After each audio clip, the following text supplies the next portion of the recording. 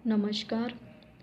हमारा आज का प्रश्न है आदिकालीन काव्य की प्रमुख प्रवृत्तियाँ को ही विशेषताएं भी बोलते हैं। ठीक है, तो आज हम करेंगे आदिकालीन काव्य की प्रवृत्तियाँ या विशेषताएं। इससे पहले हमने आदिकाल की परिस्थितियाँ की थी, उसका नामकरण किया था, काल विभाजन भी कर लिया था। ठीक है, तो आज हम करेंगे आदिकालीन काव्य की विशेषताएं, मुख्य क्या है, प्रवृत्तियाँ क्या क्या है उस समय की।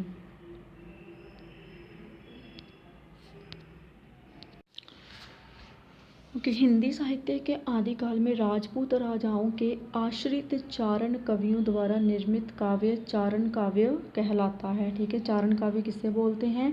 जो आदिकाल में राजपूत राजा थे, उनके आश्रित में उनके चारण कवि रहते थे, उनके द्वारा जो काव्य रचा जाता था उसको क्या बोलते हैं? चारण काव्य। इसका प्रधान विषय वीर गाथाओं से संबद्ध है। ठीक है, इनका विषय क्या है जो प्रधान है?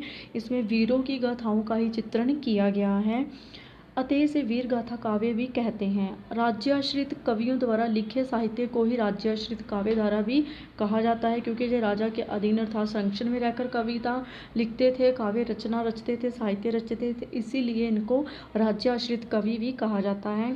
इनको चारण काव्य कहा गया है, वीर गाथा काव्य भी और राज्याश्रित काव्य धारा भी। ठीक है, नेक्स्ट देखो, इसी युग में भारत पर मुसलमानों के आक्रमण में तेजी आई, अतः इसके प्रतिरोध के लिए एवं राजाओं के शक्ति प्रदर्शन में निहित व्यक्तिक प्रतिष्ठा की भावना की पूर्ति हेतु वीर रस प्रधान काव्य रचनाओं का होना नितांत स्वाभाविक था। चूँकि राजनीतिक प्रशासन की दृष्टि से यह युग राजा महाराजाओं और सामंतों का युग था, इस कारण उनके आश्रय में रहने वाले कवियों चारणों ने ही अधिकांश रूप में वीर रस प्रधान काव्य की रचना की है। इस युग के काव्य वीर गाथा काव्य ग्रंथों की प्रामाणिकता को लेकर काफ़ी वाद विवाद रहा है। ठीक है, इस युग में जो ग्रंथ लिखे गए हैं, वीर ग्रंथ लिखे गए हैं, उसमें क्या है, विवाद है। तो कहते हैं कि आचार्य रामचंद्र शुक्ल ने आदिकाल का नामकरण वीर गाथा काल करते हुए जिन 12 पुस्तकों का सहारा लिया, उनमें से केवल 4 ग्रंथ ही उपलब्ध है। खुमान रासो है, बीसलदेव रासो है, पृथ्वीराज रासो और परमाल रासो। ये चारों के चारों जो ग्रंथ है, इसमें क्या है, वीर गाथाओं का ही चित्रण दिया गया है। इसीलिए जो रामचंद्र शुक्ल थे, उन्होंने वीर गाथा काल इसका नाम आदिकाल का नामकरण वीर गाथा काल किया था। इनमें से खुमान रासो और पृथ्वीराज रासो प्रबंध काव्य हैं तथा अन्य दोनों वीर गीत काव्य हैं। ठीक है, इसमें क्या है, गीत की ही सृष्टि की गई है। इन ग्रंथों की प्रामाणिकता के साथ साथ इनकी ऐतिहासिकता भी संदिग्ध है। संदिग्ध अर्थात डाउटफुल है कि इसकी प्रामाणिकता भी इन ग्रंथों की क्या है कि इनके प्रामाणिक अर्थात प्रामाणिक होने की भी पुष्टि नहीं अभी तक हुई है। और जो इसकी ऐतिहासिकता है कि जो इतिहास के उस समय को प्रस्तुत कर रहे हैं जब ये काव्य लिखा गया है, वो भी क्या है, उसमें भी बहुत सारे डाउट हैं। इसके कई कारण हैं। एक तो ये कि ये सभी ग्रंथ अपने मूल रूप में आज प्राप्त नहीं हैं। ठीक है, जिस रूप में उस टाइम के कवियों ने इन ग्रंथों को लिखा था, वो क्या है, आज उस रूप में प्राप्त नहीं है। ठीक है, इनकी भाषा शैली तथा विषय सामग्री को देखते हुए लगता है कि लगातार शताब्दियों तक इनमें परिवर्तन एवं परिवर्धन होता रहा है। ठीक है, कि ये बहुत पुराने ग्रंथ थे, तो इसीलिए जो आज इनके आज जो प्राप्त नहीं हैं, तो उस समय के बाद और भी बहुत सारे अन्य कवि आए। ठीक है, उन्होंने क्या है, उनके जो ग्रंथ थे उनमें क्या हेर फेर कर दिया, परिवर्तन कर दिया, या और भी परिवर्तन अर्थात सुधार भी करते रहे हैं। यथा परमाल रासो किसी भी सूरत में मूल प्राचीन आल्य खंड नहीं हो सकता। खुमान रासो में 16वीं शताब्दी तक की घटनाओं का संकलन है। ठीक है, ये जो काव्य है खुमान रासो ग्रंथ है, उसमें कहाँ तक की घटनाओं का संकलन दिया गया है, 16वीं शताब्दी तक की घटनाएं हैं। पृथ्वीराज रासो की भी यही स्थिति है, और पृथ्वीराज रासो में भी 16वीं शताब्दी तक की घटनाओं का वर्णन है, इसीलिए ये बोल रहे कि यही स्थिति है। केवल बीसल देव रासो में कम हेरफेर हुआ है। ठीक है, परंतु इसकी कथा में भी असंबद्ध घटनाओं की भरमार है। ठीक है, जो एक दूसरे से मेल नहीं खाती, इस प्रकार की घटनाएं इसमें हैं। इन रचनाओं की ऐतिहासिकता संदिग्ध होने का कारण ये भी हो सकता है कि चारण कवियों ने अपने आश्रयदाताओं की प्रशस्ति गान में अपनी कल्पना और अतिशोक्ति का प्रयोग किया है। ठीक है, क्या बोलते हैं कि इनके काव्य में जो प्रमाण संदिग्ध हो रहे हैं, डाउट हो रहे हैं इनमें, इसका एक कारण ये है कि उस समय के जो राजाओं के संरक्षण में रहने वाले कवि थे, जो रचनाएं रचते थे, उन्होंने क्या किया है, अपने आश्रितताओं के प्रशस्ति गान में ज़्यादा से ज़्यादा कल्पना और उसे अतिशोक्तिपूर्ण में चित्रित किया है। नेक्स्ट आता है, इस तरह उन्होंने अपने चरित नायकों को सर्व विजेता और उनके चरित्र को उदात्त और उत्कृष्ट सिद्ध करने का प्रयास किया है। अर्थात कि उस समय के जो कवि थे, वो जिस जिस राजा के पास रहते थे, उन्होंने उससे क्या है, अपना नायक मानकर क्या कहा है, उन्हें सर्व विजेता बताया है। ठीक है, जब आप उनके काव्य ग्रंथ पढ़ोगे तो आपको लगेगा क्या है कि वो अपने ही राजा को, जब उस अपने ही नायक को सर्व विजेता बता रहे हैं, और उनका जो चरित्र है उसको क्या, उदात्त के सबसे अच्छा और उत्कृष्ट सिद्ध करने का प्रयास करते हैं अपने ग्रंथों में। पृथ्वीराज रासों में पृथ्वीराज को उन राजाओं पर भी विजय प्राप्त करते बताया गया जो उसके कई शताब्दी पूर्व या बाद में विद्यमान थे। ठीक है, अब देखो जो पृथ्वीराज रासों का ग्रंथ है, ये आपने पढ़ना भी है, आपको लगा भी हुआ है, इसका हम परिचय पढ़ेंगे कि इसमें क्या क्या है। कि इस ग्रंथ में उन्होंने कहा है कि ये हुआ है कि जो राजा था पृथ्वीराज चौहान, ठीक है, तो इस ग्रंथ में ऐसा कर दिया है, लिखा था इसको चंद्रबरदाई ने, तो चंद्रबरदाई ने इसको ऐसा कर दिया है कि उस पृथ्वीराज चौहान के बाद के राजा, ठीक है, उसके साथ भी उस ग्रंथ में उसकी लड़ाई का वर्णन कर दिया है, जो उसके बहुत टाइम बाद आए थे, जब उसकी शायद मृत्यु हो गई थी पृथ्वीराज रासो की। ठीक है, और या फिर उस राजा के साथ उनके युद्धों का वर्णन कर दिया है जो उससे पहले के थे, पृथ्वीराज चौहान के पहले के थे। ठीक है, तो उसका वर्णन भी इन्होंने कर दिया है। तथा जिन समकालीन राजाओं का इस ग्रंथ में उल्लेख हुआ, उनके अस्तित्व से ही इतिहास इनकार करता है। नेक्स्ट आता है, यदि चारण काव्य अथवा वीर गाथा काव्य की ऐतिहासिकता, प्रामाणिकता और प्रतिक्षिप्तता को नज़रअंदाज कर दिया जाए तो साहित्यिक दृष्टि से इन काव्यधारा का साहित्य अति सुंदर है। ठीक है, अगर हम इसकी इतिहास को, इसकी जो प्रामाणिकता, इसकी पुष्टि होने की जो बातें हैं, कहते हैं हम अगर इनको नज़रअंदाज करके सिर्फ साहित्य की दृष्टि से, सिर्फ लिटरेचर की दृष्टि से इसको देखें तो ये क्या है, अति सुंदर साहित्य है। इसमें वीर रस की प्रौढ़ परिपाक हुआ है। ठीक है, इसमें जो वीर रस है उसका अधिक से अधिक चित्रण हुआ है, बहुत अच्छा चित्रण हुआ है इसमें। युद्ध वीर रस की काव्य शास्त्रीय संपूर्ण सामग्री का ऐसा 71 अभिनव समन्वय भारतीय आधुनिक भाषाओं के किसी भी काव्य में शायद ही उपलब्ध हो सके। नेक्स्ट देखो, इनकी काव्यगत विशेषताएं हम देखते हैं एक एक करके क्या है। पहले हमने इनका एक परिचय देख लिया है, अब देखो इनकी काव्यगत विशेषताएं। वीर और श्रृंगारस का समन्वय। ठीक है, इसमें क्या हुआ है, वीर और श्रृंगारस का समन्वय किया गया है। वीर अर्थात युद्ध का चित्रण हुआ था, इसीलिए उनकी वीरता का गान किया है। और श्रृंगार अर्थात उनकी जो प्रेम पूर्ण जो कथाएं थी उनको आधार बनाकर जहाँ पर श्रृंगार और वीर का समन्वय किया गया है। देखो, आदिकाल में अनेक रासो ग्रंथों की रचना हुई। रासो शब्द वीरता का परिचायक है। ठीक है, रासो शब्द किसका परिचायक है, वीरता का। इन ग्रंथों में वीर रस की प्रधानता है। अपने आश्रयदाताओं की वीरता को उभारना और प्रशंसा तथा पारितोषिक प्राप्त करना कवियों का मुख्य लक्ष्य था। ठीक है, किसी भी दृष्टि से क्यों ना हो, वीर रस का पूर्ण और प्रभावशाली वर्णन इस युग के साहित्य में हुआ है। उस युग का वातावरण पूर्णतः कैसा था, युद्ध एवं शास्त्रों की झंकार का था। ठीक है, आपने देखा होगा आदिकाल क्या था, युद्धों का ही उसमें चित्रण मिलता है। जब आप हिस्ट्री भी पढ़ोगे, जिन्होंने हिस्ट्री रखी हुई है, जब पढ़ी हुई है, उनको पता होगा कि उसमें क्या है, पूरा का पूरा आदिकाल का जो टाइम पीरियड था वो युद्धों से ही भरा हुआ है। अतः वीर रस का परिपाक स्वाभाविक ही है। इस युग के साहित्य में वीर रस के सहायक माने जाने वाले रौद्र, भयानक आदि रसों का भी उचित वर्णन हुआ है। नेक्स्ट देखो, आदिकाल में वीरता का तांडव नृत्य श्रृंगार के प्रांगण में हुआ। ठीक है, पहला जो हमने किया है वो वीर रस के बारे में था, अब ये है श्रृंगार के बारे में। किसमें क्या है, बोलते हैं कि वीरता का तांडव नृत्य किसके प्रांगण में हुआ, श्रृंगार के। इस युग के साहित्य की सबसे बड़ी ये विशेषता है, इस युग में अधिकांश युद्ध किसी न किसी नारी के लिए होते थे। ठीक है, अथवा कवियों ने किसी सुंदर नारी की कल्पना कर ली। फलस्वरूप इस युग के काव्य में कंगना की झंकार और तलवार की खनखनाहट एक साथ सुनाई देती हैं। कहीं कहीं तो श्रृंगार और वीर रस का समन्वय इतना अधिक मुखरित हो गया है कि वीरता की मूल भावनाएं प्राय दब सी गई हैं, अर्थात कि उसमें क्या आ जाता है, ज़्यादा से ज़्यादा श्रृंगार रस आ जाता है, तो इसलिए उसमें वीरता की भावनाएं भी दब जाती हैं। कुछ काव्य ग्रंथ इस प्रकार के भी हैं। इन वीर कथाओं में श्रृंगार कभी कभी वीरता का सहकारी और कभी कभी उसका उत्पादक बनकर आया है। वीर कथा काव्य में श्रृंगार का वर्णन वासना के आंगन से बाहर नहीं झांक पाया। वह उत्तेजित तो कर सकता है पर प्रेम श्रृंगार की सहज भावना को शमित नहीं कर सकता। नेक्स्ट देखो, ये स्वीकार करना होगा कि वीर और श्रृंगार रसों का समन्वय इस युग के कलाकारों की जागरूकता और कुशाग्रता का परिचायक है। कुशाग्रता का परिचायक है। उन्होंने श्रृंगार और वीर रस के अंतर्गत परंपराओं का पूर्ण रूप से निर्वाह किया है। नेक्स्ट आता है युद्धों का संजीव वर्णन।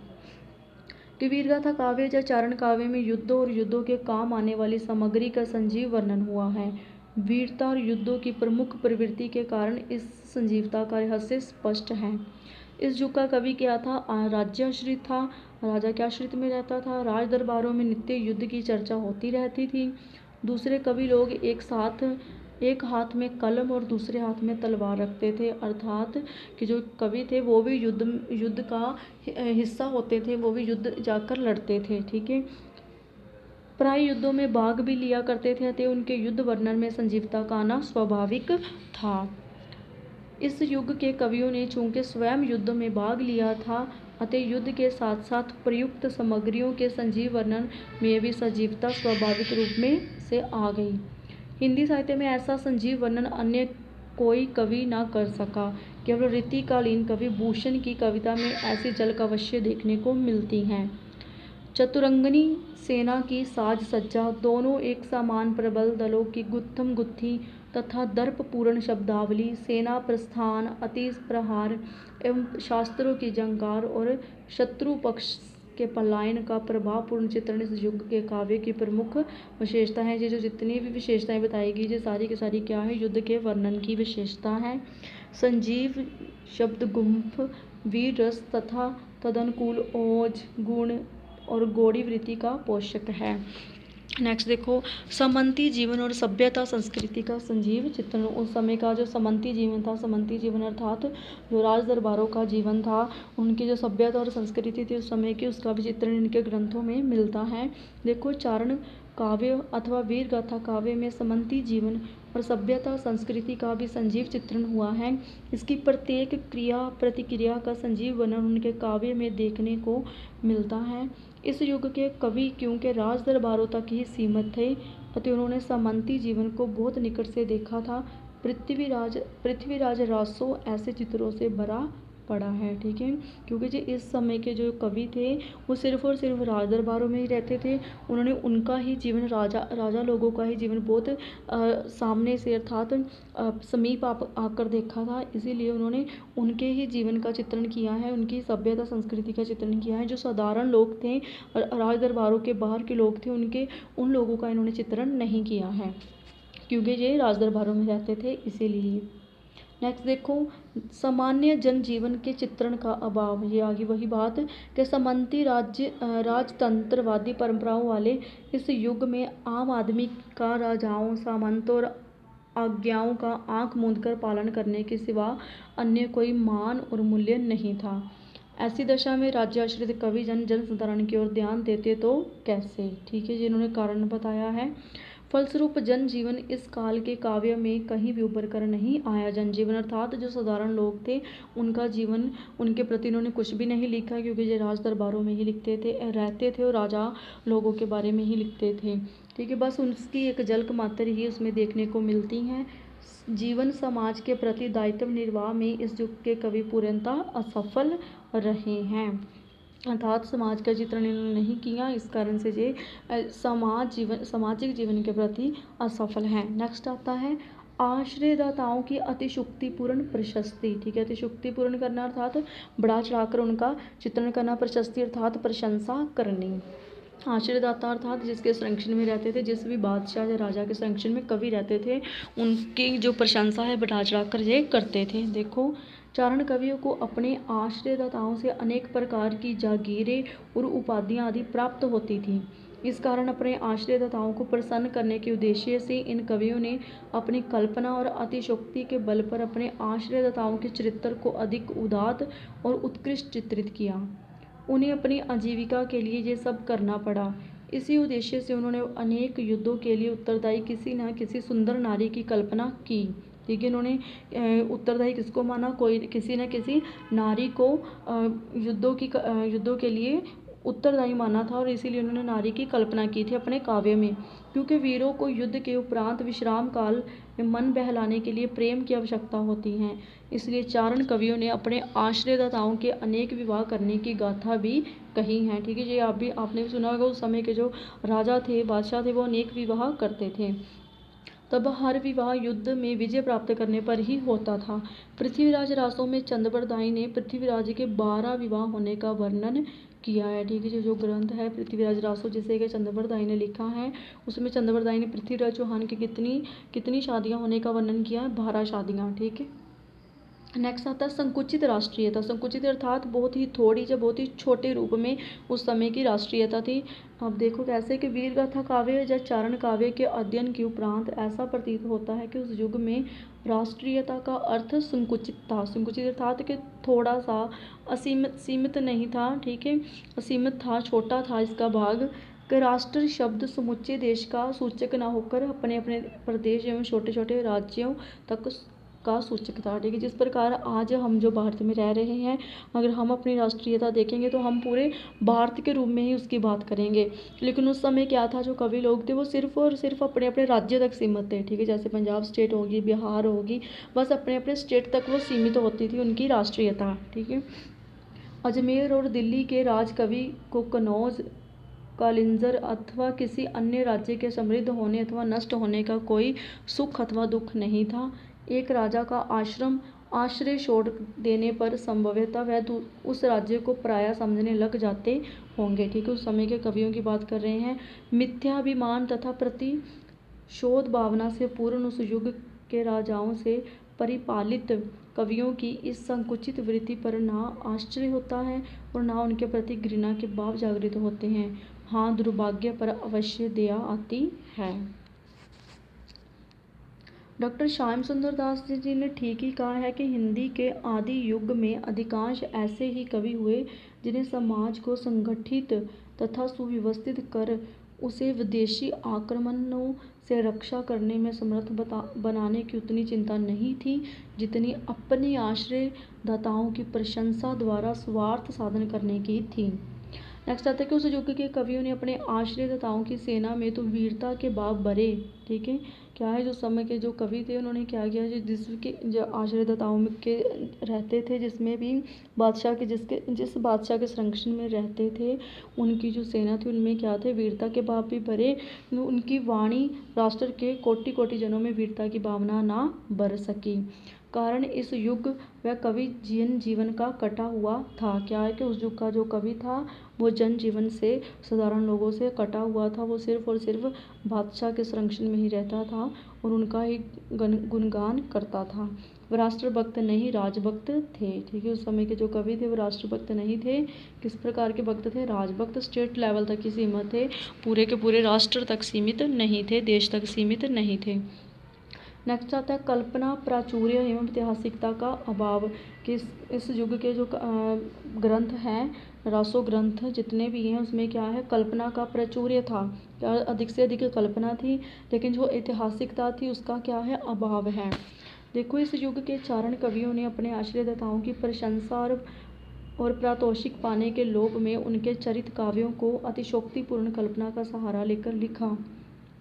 इन कवियों ने अपने आश्रयदाताओं का शौर्य प्रदर्शित करने के लिए ऐसे ऐतिहासिक पुरुषों से उनका युद्ध करवाया जो उस युग के नहीं थे। ऐसे में ऐतिहासिकता की रक्षा कैसे हो सकती थी?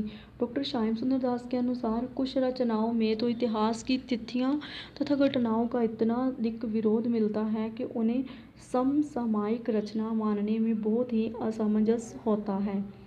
इन पुस्तकों की भाषा भी इतनी बेटिकाने और अनियमित है कि तथ्य निरूपण में उसकी सहायता नहीं ली जा सकती। नेक्स्ट देखो प्रकृति चित्रण कि उन्होंने अपने काव्य में प्रकृति चित्रण कितना का किया है वो भी देख लो। कि वीर गाथा काव्य की विशेषता ये है कि इस युग के कवियों ने अपनी रचनाओं में प्रकृति का चित्रण उसके आलंबन और उद्दीपन दोनों रूपों में किया है। ठीक है, प्रकृति क्या किस किस रूप में चित्रण किया है, आलंबन और उद्दीपन। वस्तुत वर्णन भी पर्याप्त उपयुक्त है। हाँ, प्रकृति के स्वतंत्र चित्रण की ओर कवियों का प्राय नहीं या बहुत कम ध्यान दिया है। कहीं कहीं तो प्रकृति चित्रण नीरसता का ही संचार करता है, कहीं कहीं प्रकृति चित्रण वस्तु गणना मात्र बनकर रह गया है। हाँ, प्रकृति का उद्दीपन रूप अधिक है और पर्याप्त संजीवी बन पड़ा है। अर्थात कि सबसे अच्छा जो उनका प्रकृति का चित्रण है वो इन्होंने उद्दीपन रूप में ही किया है। नेक्स्ट आता है डिंगल भाषा का प्रयोग। ठीक है, डिंगल भाषा जो राजस्थानी मिश्रित भाषा थी, साहित्य की राजस्थानी और पुरानी हिंदी मिश्रित भाषा थी, उसे डिंगल बोलते थे। देखो, वीरगाथा काव्य की उल्लेखनीय विशेषता है उसकी भाषा। विद्वानों ने इसे डिंगल भाषा का नाम दिया है। ये देखो आ गया कि साहित्यिक राजस्थानी मिश्रित पुरानी हिंदी को डिंगल कहते हैं। वीर विषय की दृष्टि से ये भाषा अत्यधिक उपयुक्त स्वीकार की गई है। ठीक है, आदिकालीन भाषा कौन सी थी, डिंगल भाषा थी। आ गया था कि ब्रज भाषा का भी पिंगल नाम से प्रयोग इस युग में हुआ है। ठीक है, ब्रज भाषा को इस युग में किस नाम से पुकारा गया है, पिंगल नाम से। इस्लामी प्रभाव के फलस्वरूप अरबी, फारसी और तुर्की भाषाओं के भी कुछ शब्द इस काल के काव्य में देखने को मिलते हैं। इसमें तत्सम शब्द हैं। ठीक है, तत्सम होते हैं जो संस्कृत के शब्द हो, तद्भव होते हैं और जो होते तो सांस्कृतिक शब्द लेकिन वो बदल कर हिंदी में बदल जाते हैं आकर। ठीक है, और देखो आ गया था देशिज शब्दों का भी खूब प्रयोग हुआ है। देशिज अर्थात उस समय की देशी भाषा के शब्द थे उसका भी प्रयोग हुआ है। तो लास्ट में हम संक्षेप में हम कह सकते हैं कि भले ही ऐतिहासिकता की कसौटी पर इस युग का काव्य खरा ना उतरा हो, लेकिन साहित्यिकता की दृष्टि से ये महत्वपूर्ण है। ये था आपका प्रश्न जो आदिकालीन काव्य की प्रवृत्तियाँ थी, विशेषताएं थी।